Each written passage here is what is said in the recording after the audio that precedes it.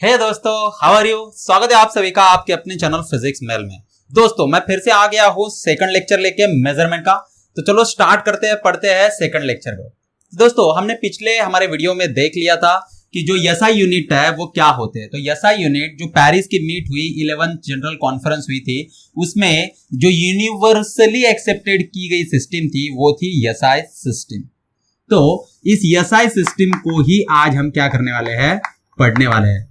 तो दोस्तों इस एसआई सिस्टम में एक्चुअल में है क्या, तो इस एसआई सिस्टम में 7 फंडामेंटल क्वांटिटीज है, 7 फंडामेंटल क्वांटिटीज है, देन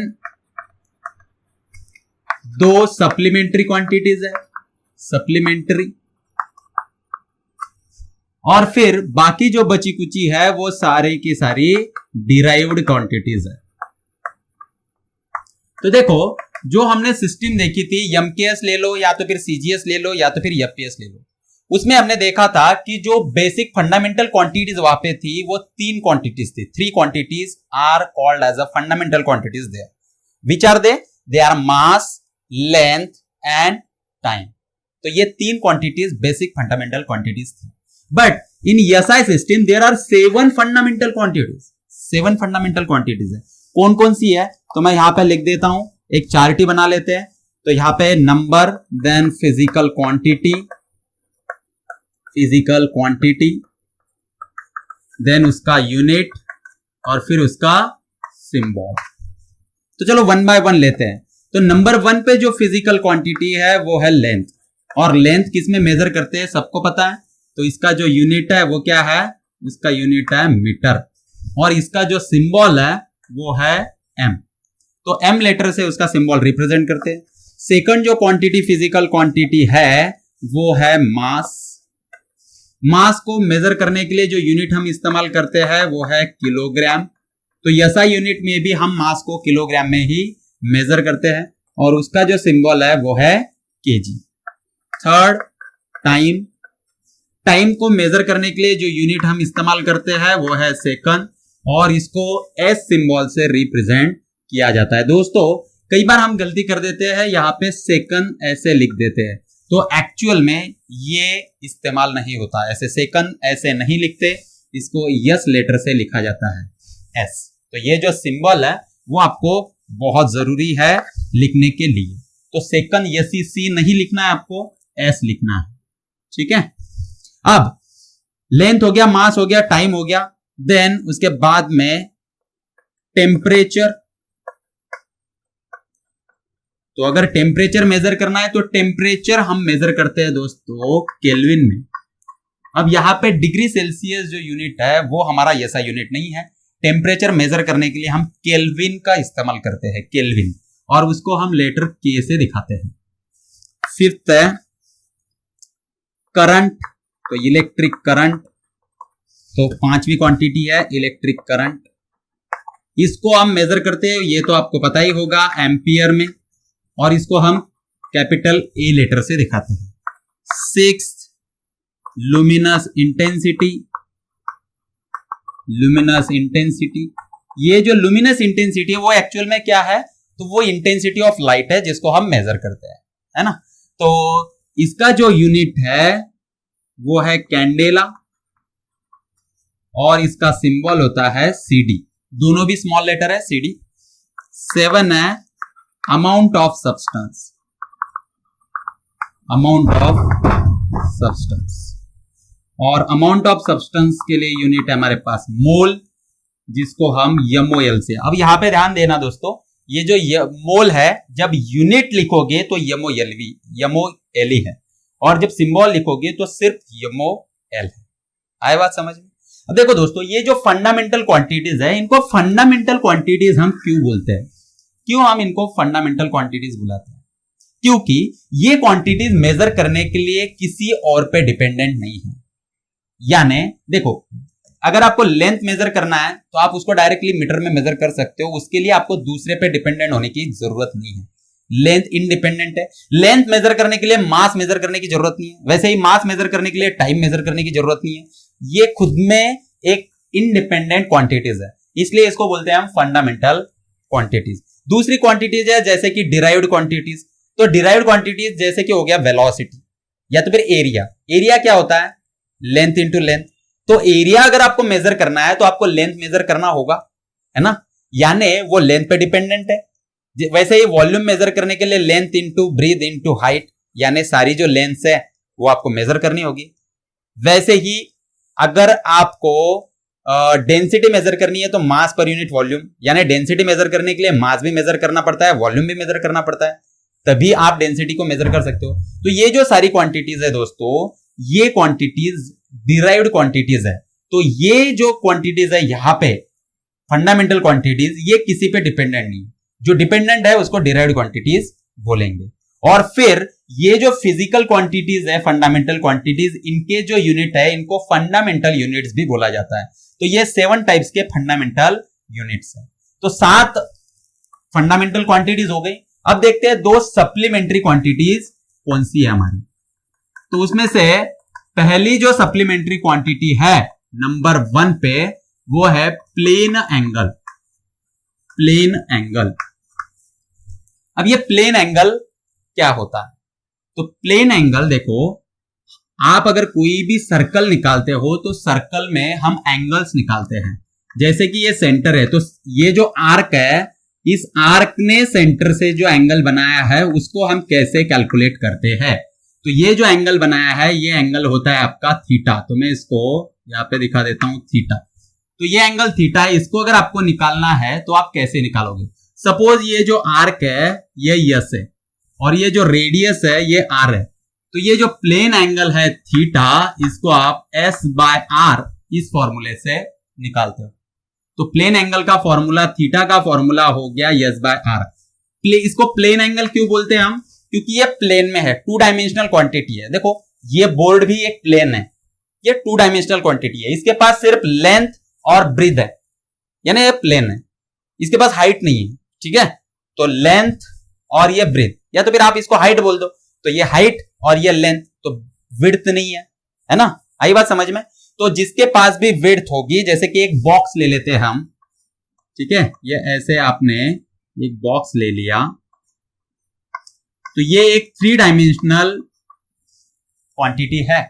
इसको हम स्पेस बोलेंगे, इसको प्लेन नहीं बोल सकते। क्यों? क्योंकि 3 डायमेंशनल क्वांटिटी, इसके पास तीनों चीजें, इसके पास लेंथ भी है, इसके पास विड्थ भी है और इसके पास हाइट भी है। आई बात समझ में? तो 3 डायमेंशनल में और प्लेन में यही डिफरेंस है। तो ये प्लेन एंगल है और इसका फॉर्मूला है आर्क अपॉन रेडियस। आप यहां पे लिख सकते हो आर्क अपॉन रेडियस। तो इसका अगर यूनिट आपको चाहिए तो इसका यूनिट क्या है? Arc upon radius. इसका यूनिट है रेडियन। एक दूसरा यूनिट है, हम एंगल को मेजर करते हैं डिग्रीज में, लेकिन डिग्रीज हमारा ऐसा यूनिट नहीं है, हमारा ऐसा यूनिट है रेडियन। तो प्लेन एंगल को हम जब भी मेजर करेंगे तो रेडियन में मेजर करेंगे। और इसका जो सिंबल है, ये तो इसका यूनिट है, और इसका जो सिंबल है वो RAD, इससे हम दिखाते हैं, ठीक है, सिंबल। वैसे ही दूसरी जो सप्लीमेंट्री क्वांटिटी है हमारी, वो है सॉलिड एंगल।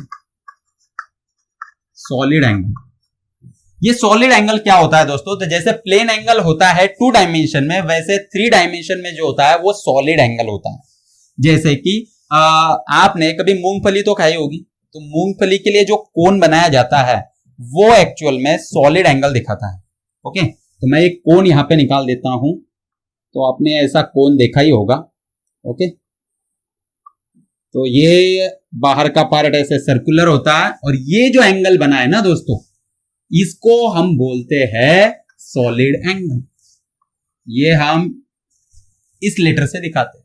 तो ये जो सॉलिड एंगल है जो यहां पे बना है, जैसे इसको थीटा से दिखाया, इसको डी ओहम से दिखाया, तो ये जो एंगल बना है इसको हम सॉलिड एंगल बोलते हैं। और ये सॉलिड एंगल का जो फॉर्मूला है, ओके, सॉलिड एंगल का जो फॉर्मूला है वो फॉर्मूला क्या है? तो जैसे यहां पे आर्क अपॉन रेडियस थी, क्यों? क्योंकि इस एंगल के सामने आर्क था और साइड में ये रेडियस थी, इसलिए आर्क अपॉन रेडियस। अभी इसके सामने जो है ना वो आर्क नहीं है, इसके सामने एरिया है, ये वाला एरिया देखो, सर्कुलर एरिया। तो ये एरिया इसके सामने है, तो हम इसको लिख सकते हैं एरिया अपॉन, अभी देखो इसको हमें क्या बनाना है, इसकी तरह यूनिटलेस क्वांटिटी बनाना है। जैसे कि यहां पे देखो आर्क, आर्क यानी लेंथ है, तो ये लेंथ अपॉन रेडियस भी एक लेंथ है, तो लेंथ अपॉन लेंथ यूनिटलेस। तो यहां पे हमें एक प्योर नंबर मिलता है। तो एक्चुअल में हमने इसको यूनिट नाम दिया है रेडियन, बट एक्चुअल में ये क्या दिखाता है, ये दिखाता है कि आर कितने टाइम से रेडियस के, ये एक प्योर नंबर है। ओके, लेकिन हमने उसको यूनिट दे दिया है यहां पे रेडियन। वैसे ही यहां पे देखो हमें क्या करना है, इसको नंबर के फॉर्म में कन्वर्ट करना है। तो एरिया का यूनिट होता है मीटर स्क्वायर, तो हमें यहां पे मीटर स्क्वायर को कट करने के लिए यहां पे जो रेडियस है उसका स्क्वायर करना पड़ेगा। तो ये हो गया आपका फॉर्मूला। तो अगर आप पूरा स्पीयर लेते हो, कोई स्पीयर आप लेते हो, स्पीयर पता है आपको, गोल है ना स्पीयर, तो ये जो स्पीयर होता है उसका जो कंप्लीट एरिया होता है वो 4 पाई आर स्क्वायर होता है। तो इसलिए इसका जो सॉलिड एंगल आएगा, अगर कंप्लीट स्पीयर की बात करें तो वो होगा 4 pi R square upon R square, R square cut हो जाए 4 पाई। ये जो 4 पाई ये कंप्लीट स्पीयर का सॉलिड एंगल होता है, तो कंप्लीट सॉलिड एंगल 4 पाई होगा। वैसे ही यहां पे आप ये जो प्लेन एंगल है उसके लिए निकाल सकते हो, ये आर्क अपॉन रेडियस। तो अगर सर्कल के लिए, टोटल सर्कल के लिए निकालते हो तो सर्कल का आर्क कितना होगा, ये टोटल सरकम्फरेंस होगा, यानी 2 पाई आर अपॉन रेडियस, आर है तो आर आर कट हो गया और ये आया 2 पाई रेडियन। तो सर्कल का जो टोटल एंगल होता है वो 2 पाई रेडियन होता है, यानी 360 डिग्री। ओके, वैसे ही यहाँ पे जो सॉलिड एंगल होता है टोटल स्फीयर का वो 4 पाई रेडियन होता है, स्टेरेडियन होता है। तो इसका जो यूनिट है मैंने आपको नहीं बताया, इसका जो यूनिट होता है वो होता है स्टेरेडियन। तो मैं यहां पे लिख देता हूं यूनिट है इसका स्टेरेडियन, और इसका सिंबल जो है, इसको स्टेरेडियन को दिखाने के लिए वो एसआर होता है। तो आ गया दोस्तों आपको समझ में यहां पे कि ये जो फंडामेंटल क्वांटिटीज है और कौन सी सप्लीमेंट्री क्वांटिटीज है वो कौन कौन सी है, और उनका सिंबल क्या है और उनका यूनिट क्या है। तो इसको आप क्या करो, वीडियो को पॉज करो और इसकी नोट्स बनाओ, ठीक है। फिर उसके बाद मैं इसको क्या करता हूं, रफ कर देता हूं। तो चलो दोस्तों मैं इसको रफ कर देता हूं अभी। अब देखेंगे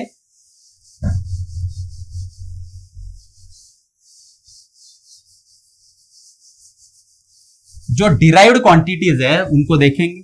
तो डिराइव्ड क्वांटिटीज क्या होती है, डिराइव्ड क्वांटिटीज, तो डिराइव्ड क्वांटिटीज ऐसी क्वांटिटीज है दोस्तों जो डिराइव की जाती है फंडामेंटल क्वांटिटीज से।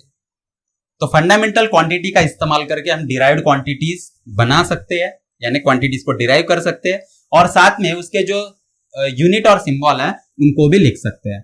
तो मैं यहां पे लिख देता हूं डिराइव्ड क्वांटिटीज। तो यहां पे क्वांटिटी, ये सारी अभी डिराइव्ड क्वांटिटी आएगी, उसके बाद में इसका यूनिट लिखेंगे और फिर उसका सिंबल लिखेंगे, और ये है नंबर। तो नंबर 1 जो डिराइव्ड क्वांटिटी है, वैसे तो बहुत सारी डिराइव्ड क्वांटिटीज है, लेकिन हम यहां पे वही लेंगे जो अब तक के हमने 10th में पढ़े हैं और वो आपको पता है। तो जो आपको पता है वही मैं यहां पे लूंगा। तो सबसे पहली क्वांटिटी है एरिया। तो देखो दोस्तों, एरिया डिराइव्ड क्वांटिटी है क्योंकि उसके लिए लेंथ मेजर करनी पड़ती है, इसलिए डिराइव्ड क्वांटिटी है। उसका यूनिट क्या है, उसका यूनिट है स्क्वायर मीटर। क्या यूनिट है इसका, स्क्वायर मीटर, और इसका सिंबल आएगा मीटर स्क्वायर। वैसे ही और एक quantity derived quantity volume. Volume के लिए भी हमें लेंथ मेजर करना पड़ता है, तो क्यूब ऑफ मीटर, तो मीटर का क्यूब या तो फिर क्यूब ऑफ मीटर, ये है इसका यूनिट, और इसको दिखाना है तो आप ऐसे दिखा सकते हैं। थर्ड डेंसिटी, डेंसिटी भी एक डिराइव्ड क्वांटिटी है। तो देखो दोस्तों, अगर आपको एरिया मेजर करना है तो आप मीटर स्क्वायर में मेजर करते हैं, ये एक ऐसा यूनिट है। लेकिन जब हम लैंड परचेस करना होता है हमें, कोई जैसे आपको खेती परचेस करनी है, तो आप जो एरिया मेजर करते हो वो किस में मेजर करते हो, तो जनरली खेती जब परचेस की जाती है तो आर करके एक यूनिट होता है, आर। तो अगर आपको 1 बीघा है ना, 1 बीघा 2 बीघा जमीन आपको खरीदनी है, बीघा में खरीदनी है, तो बीघा भी एक यूनिट है। वैसे ही एकड़, एकड़ भी एक यूनिट है, तो आपको एकड़ में, या तो फिर हेक्टर, हेक्टर भी एक यूनिट है। तो दोस्तों अभी आप क्या करोगे, आप मुझे 1 आर कितना होता है, 1 हेक्टर कितना होता है और 1 एकड़ कितना होता है, ये तीनों के तीनों जो यूनिट्स है, जो कि प्रैक्टिकल यूनिट्स है, ये ऐसा यूनिट नहीं है, ये प्रैक्टिकल यूनिट्स है। किसके? एरिया के। ये आपको मुझे कमेंट में बताना है कि ये क्या क्या होते हैं और इनका जो कन्वर्शन है वो कैसे है। यानी 1 हेक्टर यानी कितना आर होता है, 1 एकड़ यानी कितना आर होता है, और 1 बीघा यानी कितना आर होता है। तो आप मुझे ये सर्च करके बताओगे। इंटरेस्टिंग चीज है, लेकिन ये हमारे डे टू डे लाइफ में हमें काम में आती है, तो आप ये करके देखो।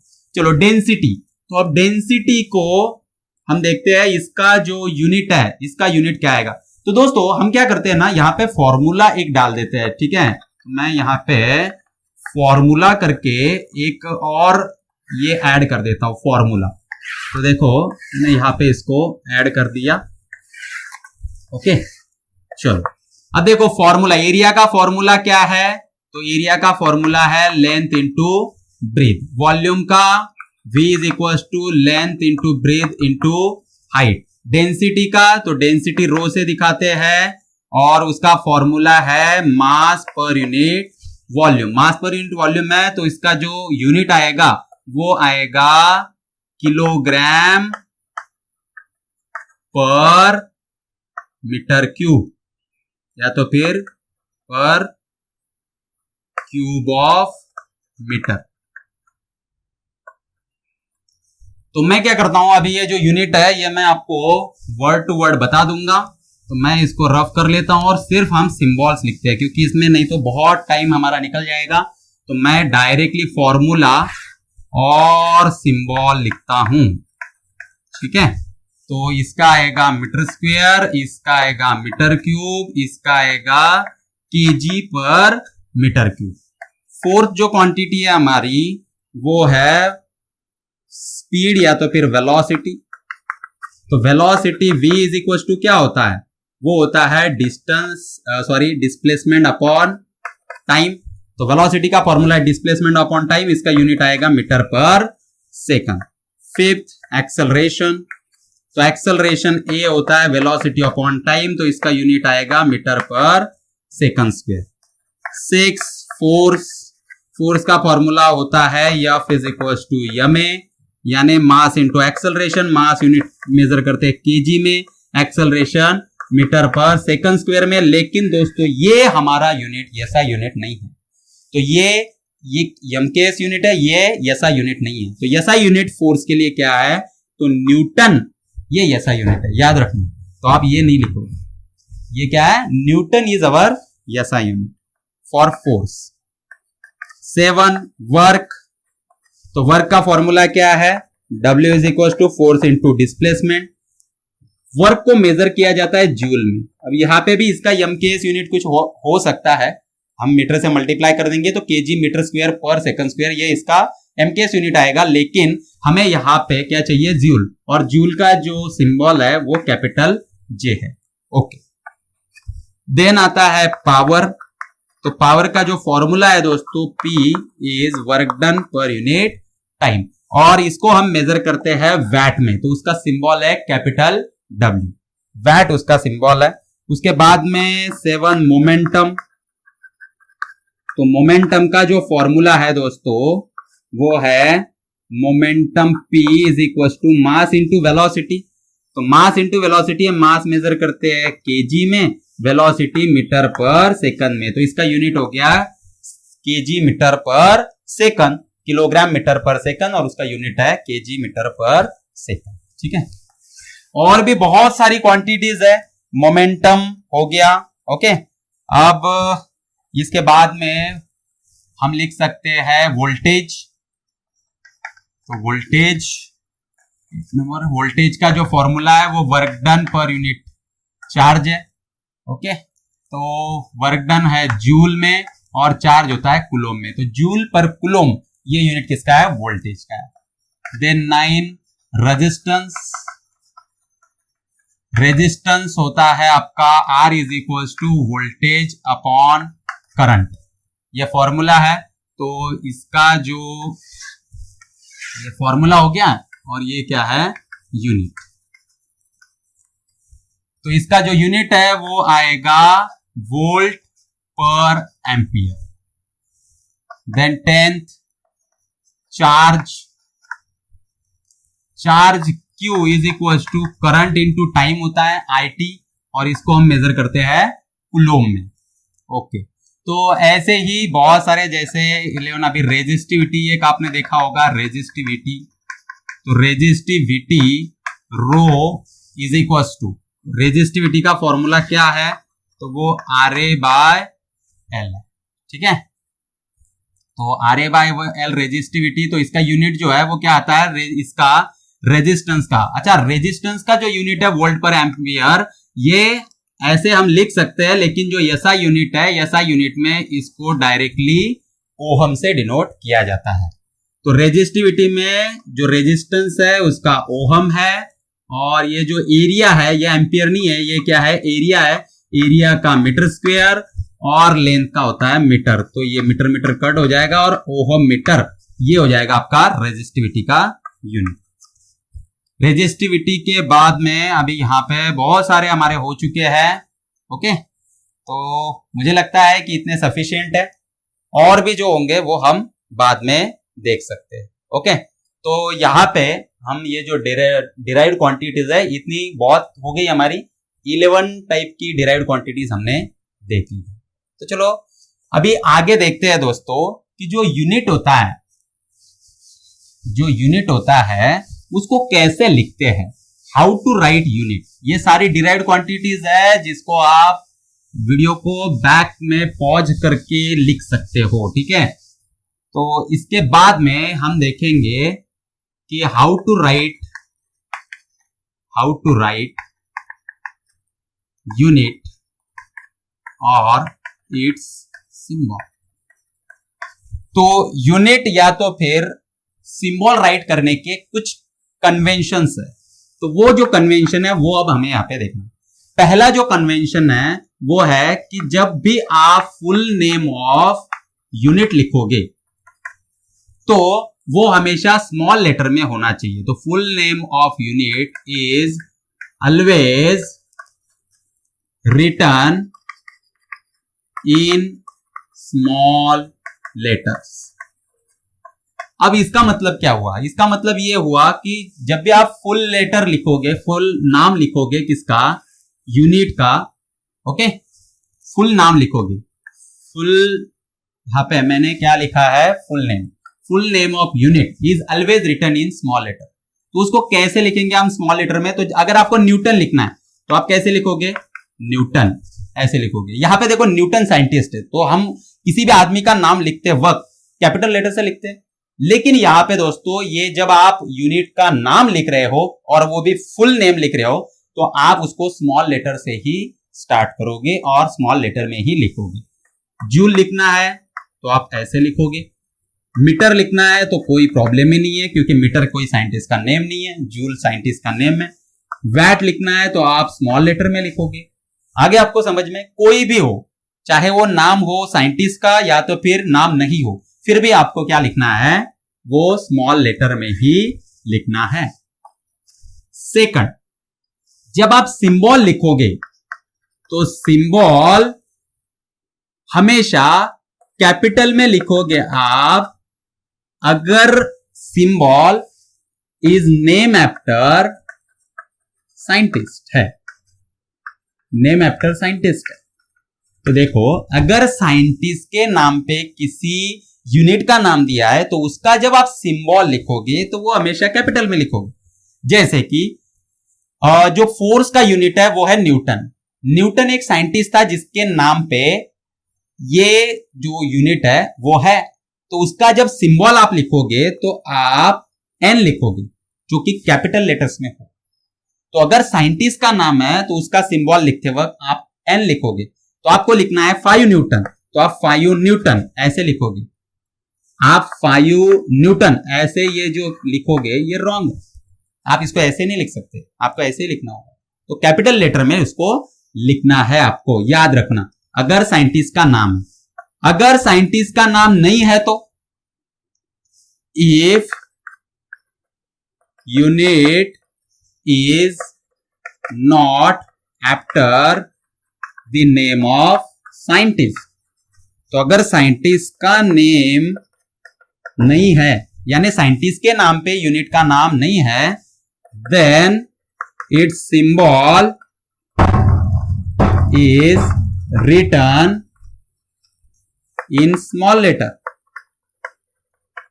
तो उसका जो सिंबल है वो स्मॉल लेटर में ही लिखा जाएगा। जैसे कि मीटर को आप ऐसे लिखोगे, जैसे आपको लिखना है, चलो मुझे लिखना है 10 मीटर, तो मैं 10 मीटर को ऐसे लिखूंगा। यहां पे आपको इसको आप ऐसे नहीं लिख सकते, 10 मीटर कैपिटल एम में नहीं लिख सकते, तो उसको आप स्मॉल लेटर में लिखोगे, याद रखना। तो ये करेक्ट है, जबकि ये जो मैंने लिखा था वो रॉन्ग था। तो आप इसको हमेशा स्मॉल लेटर में ही लिखोगे। ये आपका थर्ड रूल। फोर्थ रूल, आप इसको जो यूनिट का नाम है या तो फिर जो सिंबल है, symbol should not be written in plural form, in plural form.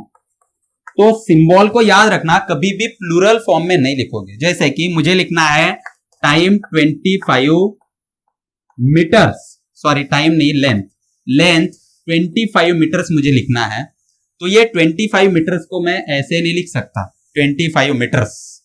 तो यस नहीं लगाना उसको। अगर आप प्लूरल फॉर्म में इसको लिखोगे सिंबल को, तो इसका मतलब देखो यहाँ पे ये यम और ये यस, तो ये मिली सेकंड भी हो सकता है, इसको कई लोग मिली सेकंड रीड कर सकते हैं, इसलिए ये गलत है। तो आप इसको ऐसे नहीं लिखोगे, आप क्या करोगे, इसको 25 मीटर, भले ही वो 1 से ज्यादा है, 25 प्लूरल है, लेकिन फिर भी आप उसको लिखते वक्त 25 मीटर ऐसे लिखोगे। यस नहीं लगाना है, यस नहीं लगाना है।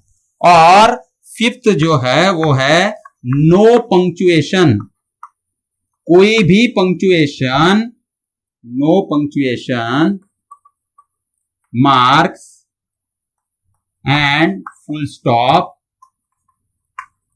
अलाउ।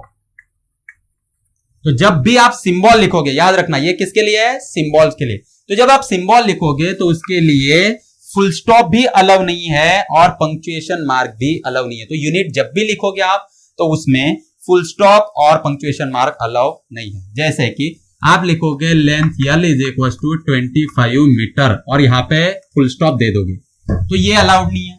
वैसे ही टाइम को आप लिखोगे 25 सेकंड और यहाँ पे सिंगल अपस्ट्रोफी में आपने लिख दिया, तो ये भी गलत है।